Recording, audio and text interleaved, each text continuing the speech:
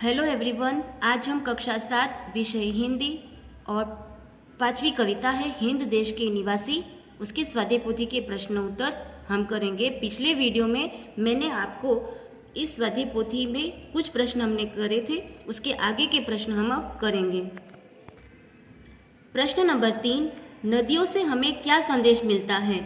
हमारे देश में अनेक नदियां हैं, उद्गम स्थान अलग अलग है, वे अलग अलग मार्गों से बहती है, लेकिन अंत में वे सागर में मिलकर एक हो जाती हैं। इन नदियों से हमें यह संदेश मिलता है कि जैसे नदियां अलग अलग होकर भी एक हो जाती है, उसी तरह हम भारतवासी अलग अलग होने पर भी एक होकर रहें। प्रश्न नंबर 6, उसमें अ है, शब्द पंखुड़ियों को उचित क्रम में रखकर वाक्य बनाइए। आपको यहाँ पर अलग अलग शब्द दिए गए हैं, उसको हमें ठीक ढंग से लिखना है। भारत निवासी देश हम के है, तो हमें फिर सीधे ढंग से लिखेंगे तो यह वाक्य बनेगा, हम भारत देश के निवासी हैं। दूसरा है, कोयल आवाज होती मधुर की और है, तो हम इसे वाक्य बनाएंगे, कोयल की आवाज मधुर होती है। फूलों तरह रहना हंसते की चाहिए, तो हम इसे वाक्य बनाएंगे, फूलों की तरह हंसते रहना चाहिए। इसके बाद है प्रश्न नंबर 6 का ब, गोले में से शब्द चुनकर अर्थपूर्ण वाक्य बनाइए। यहाँ पर अलग अलग आपको शब्द दिए गए हैं, उससे हमें पूरा वाक्य अलग अलग बनाना है।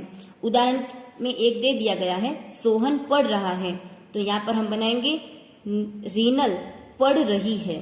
दूसरा, रीनल खेल रही है। तीसरा, मेघा पढ़ रही है। चौथा, मेघा खेल रही है। पांचवा, हरेश पढ़ रहा है।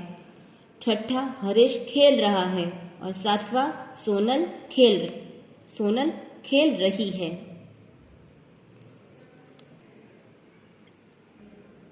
प्रश्न नंबर 7, काव्य पंक्तियों का भावार्थ समझाइए। हिंद देश के निवासी सभी जन एक हैं, रंग रूप वेश भाषा चाहे अनेक हैं। उसका हमें भावार्थ लिखना है।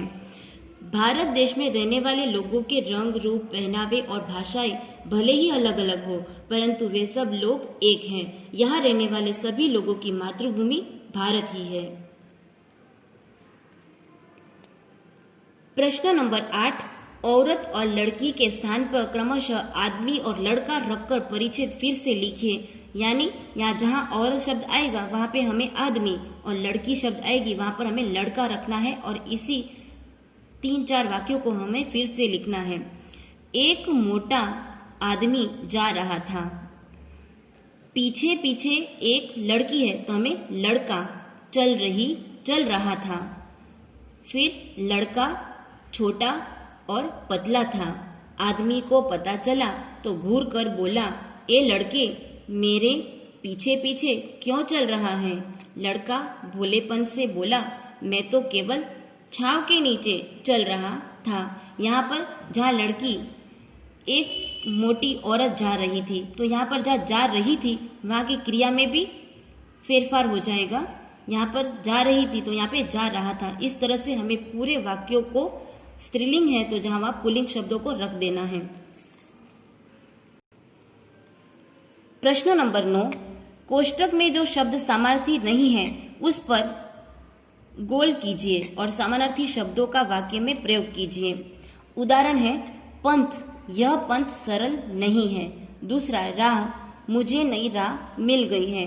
तीसरा, रास्ता, यह सीधा रास्ता है। यहाँ पर यह वाक्य बनाए हैं, हमें अभी यह वाक्य बनाना है।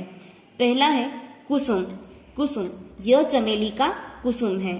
पुष्प से बनाएंगे, कमल के पुष्प जल में होते हैं। और फूल, यह कितना प्यारा फूल है। दूसरा है अनूठा, अनोखा और निराला। इससे हमें एक एक वाक्य बनाते हैं। यह चर्चा के लिए अनूठा विषय है। उसने अनोखा रास्ता पकड़ा और आपका हर ढंग निराला है। तीसरा, जन, कोटि कोटि जन तिरंगे को वंदन करते हैं। मनुष्य, दुनिया में तरह तरह के मनुष्य हैं। और तीसरा, मानव से, जिसमें मानवता हो वही मानव है। अब है प्रश्न नंबर 10, निम्नलिखित वाक्यों को पढ़िए और बोलने वाले, सुनने वाले और अन्य व्यक्ति को सूचित करने वाले जिन सर्वनाम शब्दों का यहाँ प्रयोग किया गया है उन्हें अलग अलग छांटकर लिखिए। पहला है मुझे बल्लेबाजी में मजा आता है, तो यहाँ पर बोलने वाला व्यक्ति यानी मुझे, तो हमें मुझे लिखना है। दूसरा, हम मैच जीत गए, तो सुनने वाला व्यक्ति है तो हम लिखेंगे। तीसरा, तुम अच्छे क्षेत्र रक्षक हो, तो यहाँ पर सूचित करने वाले, तो यहाँ पर तुम। चौथा, तुम्हारी गेंदबाजी का जवाब नहीं, तो यहाँ पर तुम्हारी। पांचवा, वह कैप्टन है, तो यहाँ पर वह है, तो यहाँ वह लिखेंगे। छठा है उसने एक लंबा छक्का लगाया, तो यहाँ पर उसने है रखेंगे। इसके बाद है प्रश्न नंबर 11। निम्नलिखित वाक्य पढ़िए और खुद के लिए प्रयुक्त सर्वनाम शब्दों को छांटकर लिखिए। पहला, अब राजीव स्वयं बल्लेबाजी करने आया, तो यहाँ पे सर्वनाम स्वयं। दूसरा, मैं अपने आप चला जाऊंगा, तो यहाँ पर अपने और आप सर्वनाम है। दूसरा, वे खुद चले गए, तो यहाँ पे खुद है वह सर्वनाम है। चौथा है वह आप ही चला गया, तो यहाँ पर खुद शब्द है, तो यहाँ आप ही, तो यहाँ पर हमें यह जो खुद है, खुद के लिए यानी खुद शब्दों के लिए प्रयुक्त होने वाले सर्वनाम। यहाँ पे स्वयं का अर्थ भी खुद होता है, यहाँ पे अपने आप का भी खुद होता है, खुद का भी तो खुद लिखेंगे, और आप ही यानी खुद, तो यहाँ पे खुद का जो समानार्थी शब्द है स्वयं, उसकी जगह पर हमें यहाँ पर यह शब्द ढूंढने हैं। तो यहाँ पे स्वयं, यहाँ पे अपने आप, यहाँ पे खुद और यहाँ पे आप ही, इस तरह से हम ये लिखेंगे। तो यहाँ पर आपका पाठ 5वां है, कविता है, जो हिंद देश के निवासी उसके स्वाध्याय पोथी के सभी प्रश्न उत्तर यहाँ पर पूरे होते हैं।